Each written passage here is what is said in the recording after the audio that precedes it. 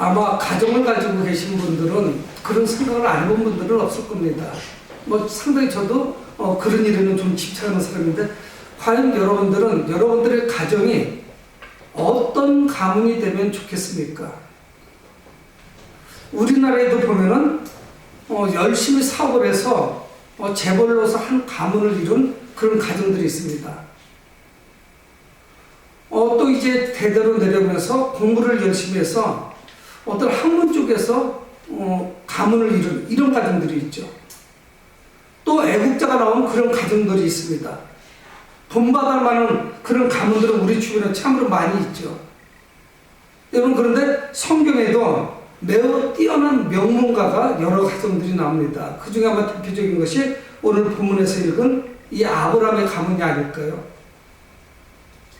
아마 저도 그럴 거고 여러분들도 마찬가지로 가정을 꾸리면서 결혼하고 그리고 아내가 임신하고 그리고 아이가 출산할 때쯤 되면은 나름대로 그 아빠는 그런 생각을 할 겁니다.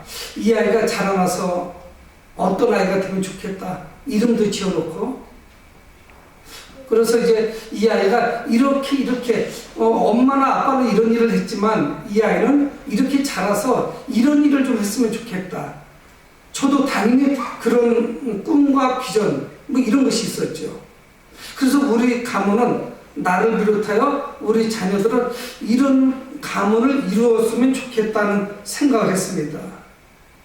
여러분, 오늘 본문에 나오는 이 아브라함의 이야기에서 뭐 하겠어요? 설명이 필요 없는 그런 가정이죠.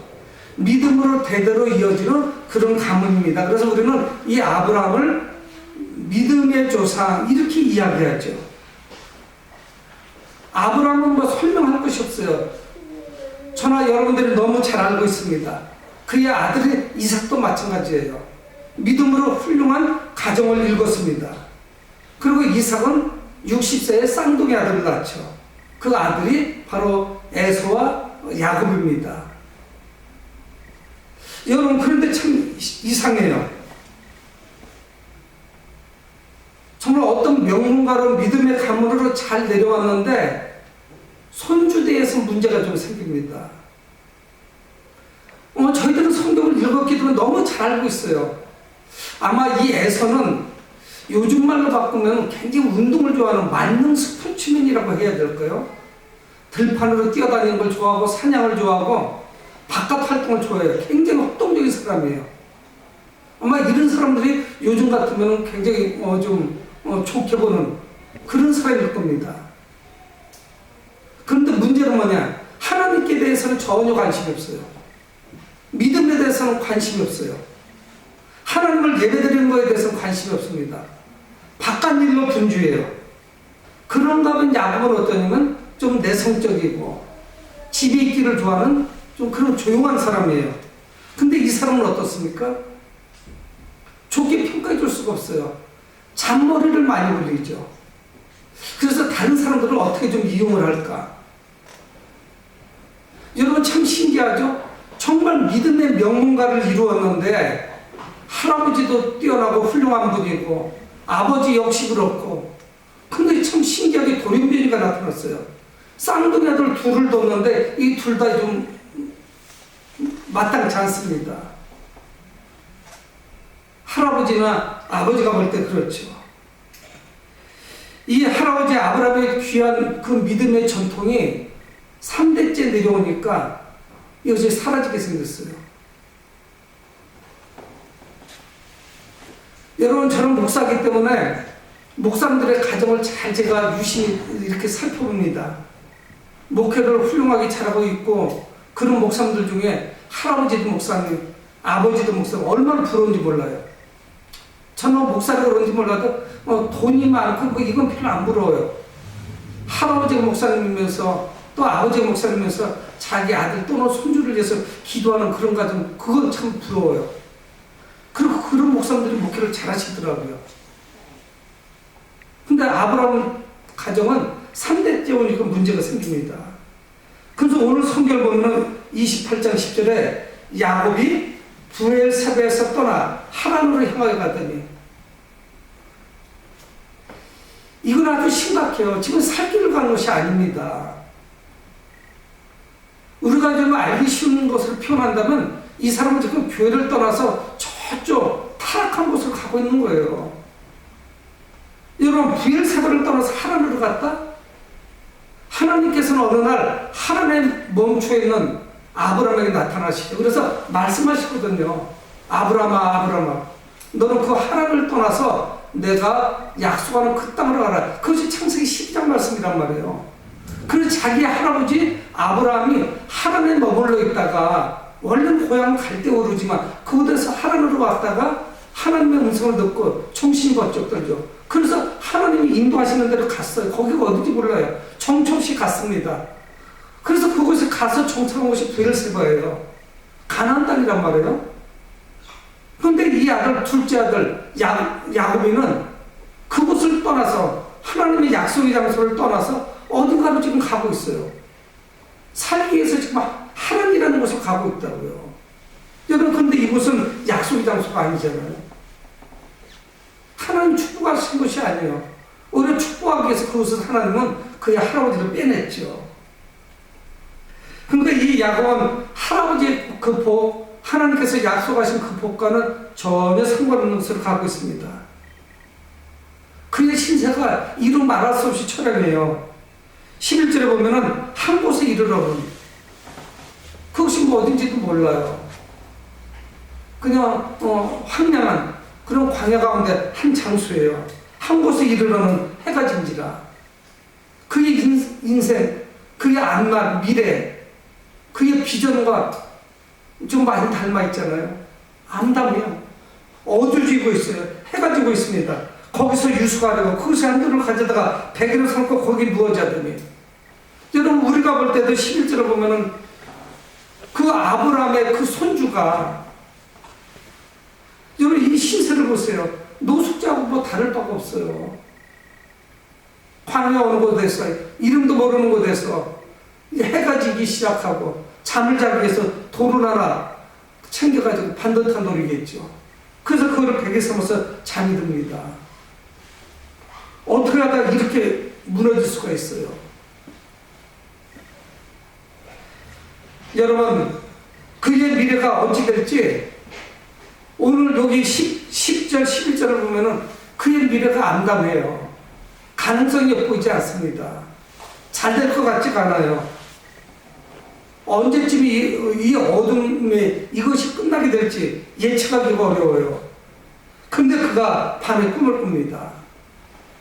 12절, 꿈에 본즉 사닥다리가 땅에 서 있는데 그 꼭대기가 하늘에 닿았고, 또 본즉 하나님의 사자들이 그 위에서 오르락 내리락 하고, 매우 신기하고 아주 생생한 꿈을 꾸게 되는 거예요. 아마 태어나서 그런 야심한 곳에서, 그런 곳에서 외롭게 들짐승이 덤들지도 모르죠. 밤 동안은 무슨 일이 생길지 몰라요. 열심히 주행랑 친 거예요. 하란으로. 내 삼촌이 살고 있는 하란으로. 그러다 잠이 드는 겁니다. 근데 꿈을 꾸게 됐죠. 사닥다리가 땅에 서 있고, 이거를 그냥 계단으로 번역을 해도 무방합니다. 계단 또는 사닥다리예요. 그것이 서 있고 꼭대기는 하늘에 닿아 있는 거예요. 자기 있는 곳에서 하늘까지 사닥다리가 연결되어 있는 거예요. 그런데 그거로 끝난 것이 아니고 사닥다리를 보니까 하나님의 사자들, 천사들이 오르락 내리락 하는 모습을 발견할 수 있었습니다. 지금까지 믿음의 가정에서 그가 자랐지만 이런 경험을 했던 적이 없었어요. 참 신기한 것을 보게 돼요. 그러니까 이거는 지금까지 야곱의 믿음이나 그의 상식이나 그가 살아온 삶을 생각하면 있을 수 없는 일을 지금 경험하고 있는 거예요. 영적인 체험이 없는 사람이었어요. 하나님에 대해서는 알고 있었지만, 여러분, 그거 중요해요. 하나님에 대해서 아는 것은 중요하지 않아요. 하나님을 알아야 돼요. 다른 사람들이 경험한 하나님, 간접적으로 남들이 이렇다 저렇다 이야기하는 그 하나님, 간증을 통해서 아는 하나님은 별로 중요하지 않아요. 위기가 찾아오면. 많은 사람들이 지금 어려움을 겪고 있습니다. 그래서 지금은 자기만 외톨인 줄 알아요. 야곱과 같은 마음 먹는다고요. 그 광야 노중에서 혼자 지금 돌베개를 베고 잠을 드는 거예요. 한치 앞이 어떻게 될지 몰라요. 근데 그가 꿈을 꿨는데 사닥다리가 있었고 천사가 오르락내리락 하는 거예요. 왜 이게 상식적으로 맞질 않냐면요. 지금 아버지 있는 곳에서 몇십 킬로를 도망쳤습니다. 하루 동안에. 대전서 천안 가는 거리보다 더 멀어요. 얼마나 신속히 빨리 도망갔으면 그 먼 거리를 간 거예요. 하루 동안에. 그리고 피곤했겠죠. 지치기도 하고. 그래 잠이 들었어요. 이건 있을 수가 없어요. 왜 그런 줄 아세요? 그 당시에 가나안 땅에 있는 신들은 지역신이에요. 그래서 이 신이 하천만 넘어가면 능력이 없어요. 강을 넘어가면 능력이 없어요. 바다를 넘어가면 더 능력이 없어요. 동산을 하나 넘어가면 어떤 능력도 발휘하지 못해. 이 신은 아무 신도 아니에요. 잡신이야 그냥. 힘이 없어요. 그러니까 지역신이에요. 우리 마을을 지켜주는 수호신이야. 산을 넘고 강을 건너가면 그 신은 힘을 발휘하지 못해요. 그래서 그 지역신을 또 섬겨야 돼요. 근데 그가 지금 뭐를 목격하게 됩니까? 사다리를 발견한 거예요. 그걸 왔는데 여호와께서 그 위에 서서 그에게 말씀하시는 거예요. 13절에 또 본즉 그것도 발견을 했어요. 여호와께서 그 위에 서서 이르시되 나는 여호와니 나의 조부 너의 조부 아브라함의 하나님의 이삭의 하나님이라. 이거는 있을 수가 없어요. 우리 할아버지가 열심히 믿었던 그 하나님, 우리 아버지가 열심히 믿었던 그 하나님은 여기 나타나시면 안 돼요. 왜? 그 당시에 신이라는 신은 다 그래요. 여기까지 오시면 안 돼. 그런 신은 있지도 않아요. 근데 자기가 본 그 하나님이 나는 아브라함의 하나님, 그 이야기는 뭐예요? 나는 너의 할아버지의 하나님이다 말씀하고 있는 거예요. 너의 아버지의 하나님이다. 너는 나를 믿지 않았지만 너희 할아버지, 너희 아버지가 열심히 섬겼던 그 하나님 바로 나다 하는 걸 말씀하시는 거예요. 얼마나 경악했겠어요. 있을 수 없는 일이 벌어진 거죠. 여러분, 야곱이 지금 믿음이 없어서 그렇지 어려서부터 할아버지가 믿는 그 하나님, 아버지가 믿는 하나님 다 봤다고요. 왜 그러냐면 아브라함이 이삭을 자기 아버지를 100세에 낳았단 말이에요. 할아버지가 아버지를 100세에 낳았고 175세에 죽었어요. 그리고 자기 아버지 이삭은 60세에 결혼해서 자기를 낳았어요. 아니 결혼해서 60세에 자기를 낳았어요. 그러니까 할아버지가 하는 행동을 15년은 보고 자랐다고요. 중학생 때 정도까지는. 그건 너무 잘 알죠. 근데 그 하나님을 만난 거예요. 아주 암담한 순간에. 여러분 생각해보세요. 내가 하나님을 붙이고 아이고 우리 할아버지 우리 아버지는 도대체 여호와 하나님이라는 분을 믿는데 도대체 뭐 하시는 건지 답답하기도 했을지 모르죠. 내 마음대로 살았어요. 근데 그 하나님을 만났습니다. 근데 그 환경은 인생에서 가장 지금 암울한 그런 상황이에요. 근데 하나님께서는 전혀 예상하지 못한 말씀을 이어서 하십니다. 내가 누워있는 땅을 내가 너와 내 자손에게 주리니 14절 내 자손이 땅의 티끌같이 되어 내가 서쪽과 동쪽과 북쪽과 남쪽으로 퍼져나갈지며 땅의 모든 족속이 너와 내 자손으로 말미암아 복을 받으리라. 하나님께서 약속하신 말씀은 뭐냐면 뭐 요약할 수 있어요. 하나님 말하면 후손에 대한 축복을 하시는 거예요. 지금 자신은 젊은 장정이지만 그냥 아버지가 두렵고 형님이 두려워서 살기 위해서 지금 도망치는 거란 말이에요. 근데 전혀 예상하지 못한 하나님의 축복을 약속을 말씀하고 계신 거예요. 그건 하나는 뭐냐? 후손에 대한 축복이에요. 지금 이 노숙자와 같은 이 신세로 내가 이거 미래가 있나? 비전이 있나? 여러분들도 자녀들을 위해서 그런 기도하겠죠? 저는 저희 아들을 위해서 딱 한 줄 기도해요. 하나님, 이 아들을, 제 아들 오늘 생일이네요. 근데 이 아들을 안나를 나를 하나님 책임져 주세요. 그것만 기도해요. 하나님 이거를 해결해달라. 뭐 구체적으로 그 기도는 안 해요. 하나님 미래를 인도해 주셔야죠. 이름이 나는 게 문제가 아니죠.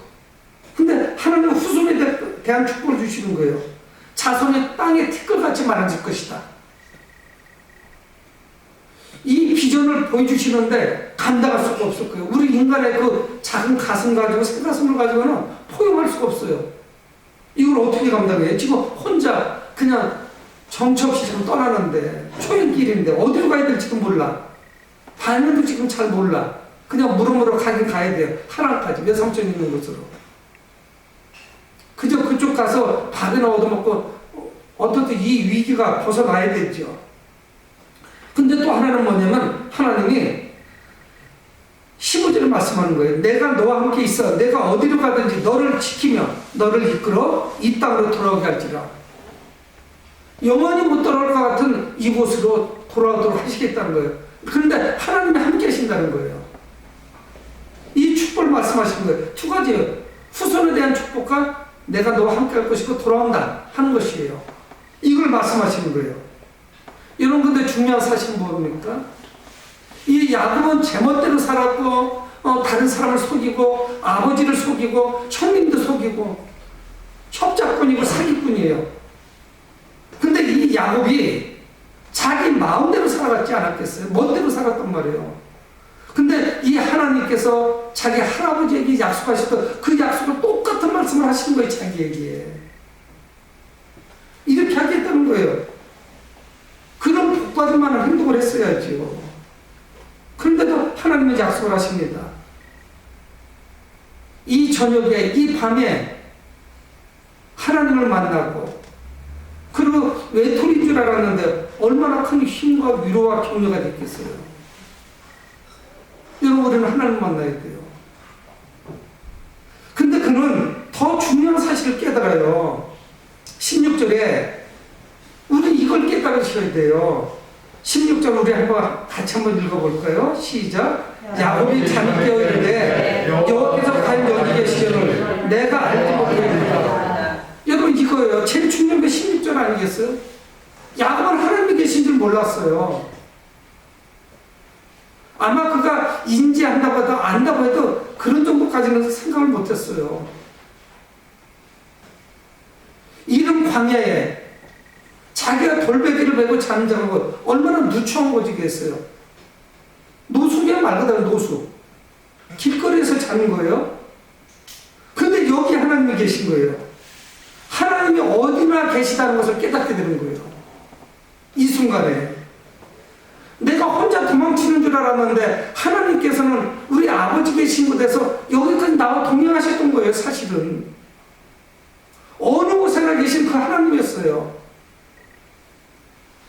그러니까 이방신들과 같이 산만 넘어가도 안 계신 분, 강만 넘어가도 다른 신을 또 섬겨야 되는 이런 하나님이 아니었던 거예요. 여러분 야곱의 그 빗나간 행동의 동기가 뭐였는지 이제 우리는 감이 잡히기 시작을 하죠. 왜 야곱이 그렇게 빗나간 행동을 하고 어긋난 행동을 하고 속일 대상이 따로 있죠. 형님을 속이고 그리고 늙어서 잘 귀도 안 들리고 보이지도 않는 아버지까지 속이 먹겠어요. 그게 뭐라고. 이게 다 왜 그렇습니까? 하나님을 제대로 모르기 때문에 그래서 이렇게 했던 거예요. 보니까 하나님이 살아계시다는 것을 깨닫고 있는 사람이면 함부로 행동할 수가 없죠. 왜? 여기 지금 하나님이 현존에 계시니까. 아브라함의 하나님이요 이삭의 하나님으로 나와 지금 함께 하시고 살아계시고 두 눈을 버젓이 뜨고 나를 쳐다보고 계신데 내가 어떻게 하겠어요. 바로 여기 계신데 하나님이 교회만 계신가요? 우리 집에도 계시죠. 일터에도 계시고. 그러니까 이게 하나님이 없다고 생각을 하면 하나님이 계시다는 것을 제대로 믿지 않으면요 그의 행동을 보면 알아요. 두려움이 없어요. 여러분 세상에 나가서 정말 불신자들에게 복음을 전할 때 이걸 전하셔야 돼요. 세상을 봐라. 복 받는다는 얘기만 하지 마시고요. 하나님이 있다고 생각하는 사람하고 없다고 생각하는 사람의 차이점은 뭔 줄 아십니까? 하나님을 늘 의식해요. 있다고 생각하는 사람. 하긴 이 말에서 뭐 하겠어요?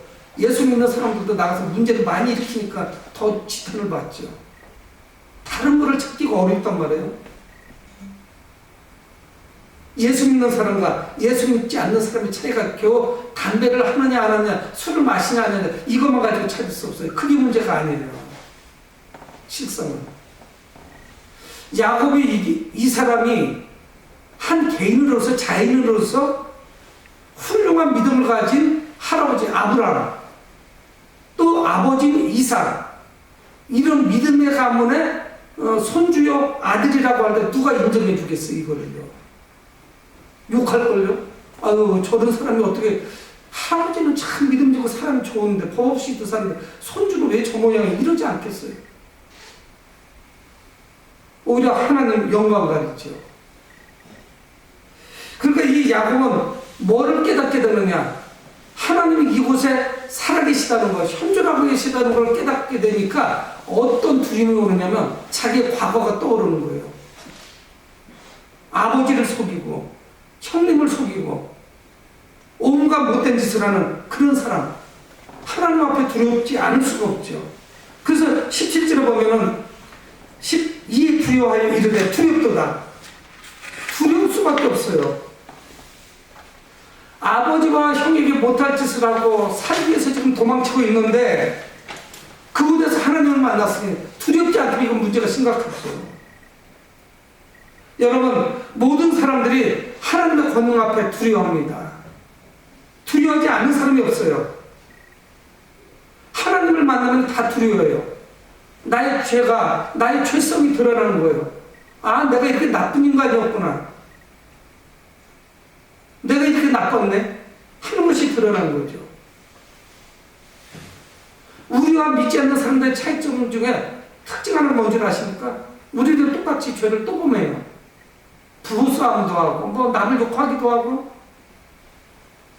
잠시 마음이 확 가기도 하고, 근데 우리는 다르죠. 우리는 어떠냐? 바로바로 즉각적으로 회개해요. 그걸 오래 끌고 가지 않아요. 자기도 기억이 안 날 정도로 오래 가지 않죠. 잠깐 바로바로 잘못을 범하고 또 다시 회개하죠. 그게 우리 한계니 어떡하겠어요. 그러면서 이 야곱은 자기가 잠이 들었던 곳, 잠을 들었고 사닥다리를 받고 하나님의 음성을 들은 것, 그것을 뭐라고 말하냐면 하나님의 집이요 이는 하늘의 문이로다. 야, 하나님의 집이 바로 여기였구나, 성전이. 그리고 이곳이야말로 하늘의 문이구나, 하늘로 올라가는 곳이구나, 하나님을 만나는 곳이구나, 이렇게 이야기를 해요. 놀라운 경험을 한 후에 그분과의 야곱은 즉각적으로 반응을 봅니다. 18절, 야곱이 아침에 일찍 일어나 베개로 삼았던 돌을 가져다가 기둥으로 세고 그의 기름을 붓고, 자기가 배고프고 판판하고 하면 길었겠죠. 머리를 벨 정도 그 돌을 세우고 거기에다 기름을 부어요. 여러분, 이 이야기는 뭔지 아십니까? 할아버지인 아브라함은 어땠는 줄 아십니까? 하란을 떠나서 가나안 땅에 들어왔을 때 멈추는 곳마다 단을 쌓아요. 이 이야기는 뭔지 아십니까? 하나님께 제사 드렸다는 이야기, 예배 드렸다는 이야기예요. 가는 곳곳마다 먼저 단을 쌓아요. 그래서 하나님께 제사를 드렸어요. 이삭도 마찬가지예요. 할아버지와 아버지가 가는 곳곳마다 하나님께 예배 드리는 것을 보고 자랐단 말이에요. 근데 이 야곱은 태어나서 처음으로 하나님께 제사를 드리는 거예요. 단을 처음으로 쌓는 거예요. 진지하게. 과거에 동참을 했을 겁니다. 그래서 과거는 전부 형식적이었어요. 할아버지가 무서워서, 아버지가 무서워서 그냥 서 있었겠죠. 아무 의미도 모르고. 제사 드리는 법을, 또 제사 드리는 광경을 한두 번 봤겠어요, 야곱이가? 근데 자기 스스로 돌을 세우고, 그리고 기름을 붓고 하나님께 단을 세워서 제사 드리는 거예요. 여러분, 이 야곱은 하나님이 어떤 분이라는 것을 그 저녁에 깨닫게 됩니다. 누군지 알게 되는 거예요. 아, 이분을 피해서 내가 도망간다는 거, 이건 말도 안 되는 거구나. 내가 하나님에 가도 하나님 따로 오실 거고, 거기도 계실 거야. 함께 하신다고 하셨으니까. 다시 또 돌아오게 될 거야. 그분하고. 어느 곳에 하나 계신 분이야. 하나님께서 스토커가 돼서 나를 쫓아다니는 것이 아니라 하나님은 어느 곳에나 계신 분이구나. 우리 할아버지는 돌아가셨는데 아브라함이 하나님과 말씀하시잖아요. 산자의 할아버지죠. 하나님이시죠. 여러분, 그 하나님과 동행하는 사람, 이런 사람은 안전이 보장이 됩니다. 이사야가 하나님의 그 영광 앞에 섰을 때 두려움을 느꼈어요. 그러면 자기 자신을 돌아봅니다. 이사야 6.5절에 화로다 나여 망하게 되었도다. 나는 입술이 부정한 사람이요 나는 입술이 부정한 백성 중에 거주하면서 만군의 여호와신 왕을 배웠습니다. 나는 입술이 부정하고 부정한 백성 중에 거하면서 그 위대하신 거룩하신 하나님을 본 거예요. 그래서 몸둘 바를 몰라요. 화로다 나는 망하게 되었도다. 저 하나님을 보는 나는 망한다는 거예요. 여러분, 하늘과 땅이 만나는 곳, 그곳이 베델이었어요. 베델이 무슨 뜻이냐? 바로 아까 자기가 고백한 것이 이곳이 하나님의 집이요 하늘의 문이로다. 그게 베델이에요. 베델이. 오늘 설교 제목이 뭡니까? 베델이 하나님이에요. 베델이 뭐냐면 엘은 하나님이야. 하나님의 집이라는 뜻이에요. 하나님의 집에 하나님. 그게 베델이 하나님이죠. 베델 바로 하나님의 집이요 하늘의 문이라고 이름을 붙인 거예요. 그곳을 내가 하나님을 처음으로 만난 곳. 자기가 하나님을 그렇게 믿지 못했죠. 하나님과 동행하지 못했죠. 그런 신실함이 자기 안에 없었어요. 그러고 나서 이 야곱은 하나님께 소원을 합니다.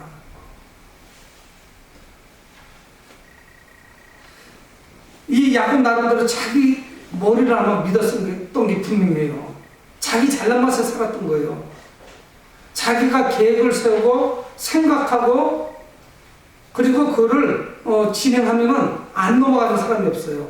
아마 지금 태어나서 사업도 잘했을 거예요. 수완이 얼마나 좋은지 몰라요. 근데 이런 사람이 하나님 앞에 모든 것을 내려놓고 소원을 합니다.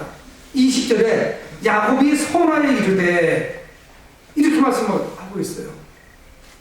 야곱이 하나님 앞에 자신의 결단을 소원으로 드러내는 거예요. 얼마나 절실한지 이 하나님께 드리는 말씀 가운데 그는 스스로 무엇인가를 쟁취하는 사람이 있었어요. 이런 사람을 좋아해요. 요즘은요. 능력 있다고 해요. 스스로 계획을 세우고 수단 방법 가리지 않고 성취하는 사람, 성공하는 사람. 근데 그가 바뀌었어요. 자기의 계획을 세우지 않아요. 전적으로 하나님께 모든 것을 맡깁니다. 제가 한번 다시 읽어봅니다. 20절에 야곱의 소원을 이르되 하나님이 나와 함께 계셔서 내가 가는 이 길에서 나를 지키시고 먹을 떡과 입을 옷을 주시오. 왜? 자기 멋대로 살아보지. 스스로 복도 자기가 쟁취하면 되는 건 줄 알았고 장자권도 뺏으면 되는 건 줄 알았어요. 다 뺏었어. 형님 거를 다 뺏었어요. 형이 화가 날 만도 해요. 사실 속아 넘어갔어요. 자기가 문제가 많은 사람이긴 하지만 그러니까 그의 마음, 생각, 우리 마인드라고 하죠. 다 바꿔버린 거예요. 순돌이째. 내가 가는 이 길에서 내가 스스로 뭘 해보려고 할 때는 하나님 나를 지켜주시면 그렇게 이야기하는 거예요. 또 먹을 떡과 입을 옷을 주시면 열심히 일해서 먹고 사는 줄 알았어요. 이것도 하나님 주신 걸 아는 거죠. 21절 내가 평안히 아버지 집으로 돌아가게 하시오면 여호와께서 나의 하나님 되실 것이요. 그도 두 가지를 말씀한 거야. 하나는 뭐냐? 하나님이 나와 함께 하시고 이제는 혼자로 두려워서 못 살겠는 거예요. 하나님 함께 주셔야 돼요. 그래서 평안히 아버지 집으로 돌아오게 되면 모든 것을 그럼 깨달았어요. 어떻든 이달 저녁 하루 동안에 여러분 미지의 땅으로 출발하는 야곱에게 이거 이상 축복이 어디 있겠어요? 전능하신 그 하나님께서 함께 하시는 거예요. 우리의 삶에 함께 한다면 하나님이 함께 하신다면 얼마나 큰 축복이겠어요. 우리 자녀들에게도 마찬가지고 얼마나 위험한 세상을 우리 자녀들이 살고 있습니까? 그냥 방목에 네 멋대로 커라 20살 넘었으니까? 아니요.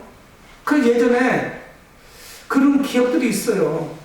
어른들, 할머니들이 외삼촌 이런 분들도 연세가 많아서 노인인데 그렇게 애처롭게 생각을 하더라고. 몸에 병이 있으니까.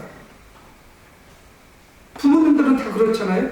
자녀가 장성했어도 결혼했어도 50대 60대가 됐어도 그 부모는 또 걱정하거든요. 우리 아들이 딸이 어떻게 잘못되는 거 아니에요. 전적으로 자신의 삶을 하나님께 다 맡겼습니다. 그리고 그는 지금 애타는 마음이 있어요. 그냥 외삼촌 라반의 집으로 도망치는 정도였어요. 지금은 일단 살고 보자, 도망치자. 안날은 나도 몰라, 내일은 나도 몰라. 내일 일은 날 몰라요. 그냥 가는 거예요. 정처 없이. 살고 봐야지. 근데 이제 비전이 뚜렷해졌어요. 하나님이 나와 함께 하시고 다시 돌아오셔야 돼. 다시 돌아오게 되는 그런 비전을 가지고 있는 거예요. 그러면서 그가 뭐라고 말해요? 이제 여호와께서 나의 하나님이 되실 겁니다. 전에는 여호와께서 나의 하나님이 아니셨습니다. 그냥 우리 할아버지의 하나님이었고 우리 아빠의 하나님이셨지 나의 하나님은 아니었습니다. 근데 이제 나의 하나님이십니다. 여호와께서. 여러분, 우리 인생도 한참도 내다볼 수가 없습니다. 그러나 하나님과 동행하고 그분께 나의 삶을 맡길 때 이것이야말로 복된 것이죠. 이것이 기적 아니겠어요? 그래서 하나님께 구체적으로 소원을 올리는 거예요. 21절 내가 기둥으로 세운 이 돌이 하나님의 집이 될 것이요. 내가 세운 이 돌이 있는 곳 이게 하나님의 집이 된다는 거예요. 그러니까 이 이야기는 뭐예요? 하나님께 예배드리는 삶을 살겠다는 이야기예요. 하나님께 제사 드리는 삶, 예배 드리는 삶. 그리고 또 하나를 하나님께 말씀드려요. 그건 뭐냐? 하나님께서 내게 주신 모든 것에서 10분의 1을 반드시 하나님께 드리겠나이다. 여러분, 이 말씀이 오고 오는 세대 모든 성도들의 11절에 이 말씀 아니에요. 여기서 우리는 놀라운 걸 하나 발견합니다. 그게 뭐냐면 이 야곱이는 저거 좋은데 그럼 무슨 수를 써서라도 그걸 자기 거로 만들었어요. 남의 것이 좋으면 그걸 못 봐요. 쟁취하는 사람이에요. 근데 이 야곱이 태어나서 처음으로 자기 거를 누구에게가 주겠다고 이야기하는 거예요. 그분이 바로 하나님이에요. 그의 삶에 놀라운 반전이 일어났어요. 좋은 것이라면 수단 방법을 가르치지 않던 사람이 이제는 누군가를 향해서 주겠대요. 누구에게? 하나님께. 이게 하나님께로부터 왔다는 것을 알기 때문에 하나님께 드리는 거예요. 그의 삶에서도 대인관계에서도 변화가 나타났을 겁니다. 과거 같은 삶을 살지는 않을 거예요. 주는 사람이 될 거예요. 예수님께서 말씀하신 것 같이 받는 것보다 주는 것이 복이 있다 말씀하시잖아요. 전에는 취하고 가득 채우고 늘어나는 재배로 살았어요. 사랑하는 성도 여러분, 이 탐욕으로 가득했던 야곱, 그는 가족들의 명예에 먹칠을 했던 이런 사람입니다. 할아버지의 믿음, 아버지의 믿음, 욕먹였던 그런 사람이었어요. 그런 그가 베델에서 살아계신 하나님을 만난 거예요. 그러자 역사가 나타났어요. 극적으로 변화가 나타났습니다. 그래서 그는 어떡합니까? 그 베델에서 예배의 자리로 나아간 거예요. 그리고 자신을 하나님께 헌신해요. 나를 드리겠다고 말씀하잖아요. 그리고 극적으로 역사가 나타나요. 하나님께 드리는 삶으로 결단을 하는 거예요. 예배의 자리로 나가고 자신을 헌신하고 그리고 드리는 삶으로 바뀌었어요. 여러분, 오늘 성경 뭘 말씀하고 있습니까? 야곱을 바라보면서 우리는 어떤 죄인도 받아주시는 하나님의 은혜를 발견하게 되잖아요. 야곱 같은 사람을 받아주시는 그 하나님. 그래서 오늘 본문은 우리에게 말씀하고 있습니다. 우리 삶의 모든 주권이 누구에게 있냐? 나에게 있지 않아요. 우리 회사 사장님에게 있지 않습니다. 대통령에게 있지 않습니다. 우리 삶의 모든 주권은 바로 하나님께 있다는 것을 말씀하고 있는 거예요. 나의 주인은 누구냐? 하나님이신 거예요. 그러므로 우리가 하나님과 동행하며 그분께 나의 모든 것을 맡기는 삶이 될 때 그것이 복되다는 것을 말씀하고 있는 거예요. 사랑하는 성도 여러분, 여러분들의 삶의 모든 것을 하나님께 맡기고 그 위에 모든 삶을 하나님이 책임져주시는 그런 삶을 사시길 주의 이름으로 축원을 드립니다. 아멘. 고마우신 아버지 하나님, 은혜를 감사합니다.